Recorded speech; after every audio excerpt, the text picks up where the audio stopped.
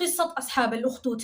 كان في ملك معروف بكبرياء وادعاء للألوهية، والملك ده كان عنده ساحر. فلما الساحر ده كبر في السن قال للملك أنا كبرت وحضر أجلي، يعني النظام ما بيقدر بيقوم بواجباته على أكمل وجه وعايز يتقاعد. فقال للملك جيب لي غلام أعلمه لك السحر. السحر طبعا علم وأسرار، وفعلا الملك جاب له غلام، والغلام بدأ يتعلم السحر عند الساحر ده. ولكن كان في راهب بين الساحر والملك. ففي يوم من الأيام الغلام ده قرر يمشي للراهب من باب الفضول وتزويد المعلومة، ولكن شكله كلام الراهب عجبه فبدأ يمشي له طوالي ويتأخر عنده شوية. فلما نيجي للساحر، الساحر بيضربه عشان تأخيره، ولما نمشي لناس البيت، ناس البيت برضه بيضربوه عشان التأخير. فالغلام اشتكى للراهب، فالراهب قال له لو مشيت للساحر وعايز يضربك قول له اتأخرت عند ناس البيت، ولو مشيت لناس البيت وعايزين يضربوك قول لهم اتأخرت عند الملك اتأخرت عند الساحر. والموضوع استمر كده، والملك ما عارف انه هذا الغلام بيتردد عند الساحر. ففي يوم من الايام الغلام ماشي في الشارع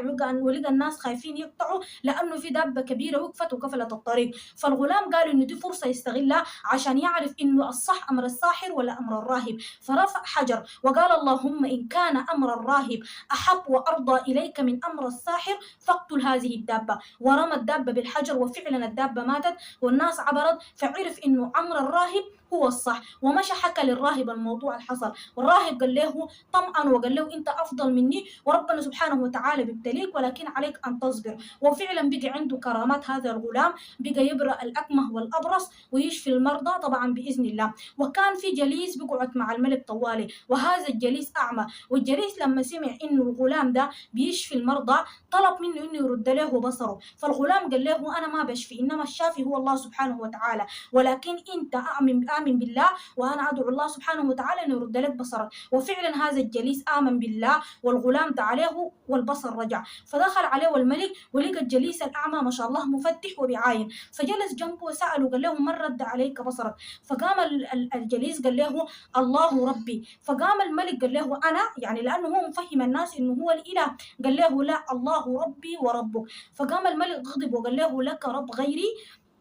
فقال له نعم الله ربي وربك. فبدأ يعذب في هذا الجليس لغاية ما الجليس كلموا عن الغلام. فجابوا الغلام وبدأ يعذب في الغلام لغاية ما الغلام كلموا عن الراهب. فجاءوا بالراهب، فالملك قال للراهب ارجع عن دينك وآمن بي أنا كإله. فالراهب لما رفض ضربوا بالمنشار على رأسه لغاية ما مات، وقتل الجليس برضه بنفس الصورة. أما لما جاء الغلام أمر إنه يأخذ الغلام الأعلى مكان في الجبل ويرموه من فوق القمة، وفعلا شالوا الغلام وطلعوا به أعلى مكان في الجبل. لما أرادوا إنه يرموه من فوق الغلام قال اللهم اكفني بما شئت. فالناس اللي معه كلهم وقعوا من فوق ما عدا الغلام، طلع سليم وجا داخل على الملك. فالملك أمر للمرة الثانية إنه يشيل الغلام ويودوه البحر، لو رفض إنه يرجع عن دينه يغرقوه في المويه. وفعلا لما مشوا البحر وعايزين يغرقوه الغلام قال اللهم اكفني بما شئت. فكل اللي معاه غرقوا ما عدا الغلام، جا سليم داخل على الملك. وقال للملك إنك لن تستطيع قتلي إلا إذا فعلت ما أمرك به، فإن فعلت ما أمرك به فإنك تستطيع قتلي، وإن لم تفعل فلن تستطيع. والملك طبعا المهم عايز يخلص من الغلام عشان يواصل في خداعه للناس بإنه إله. فقال له أعمل شنو طيب عشان أقتلك؟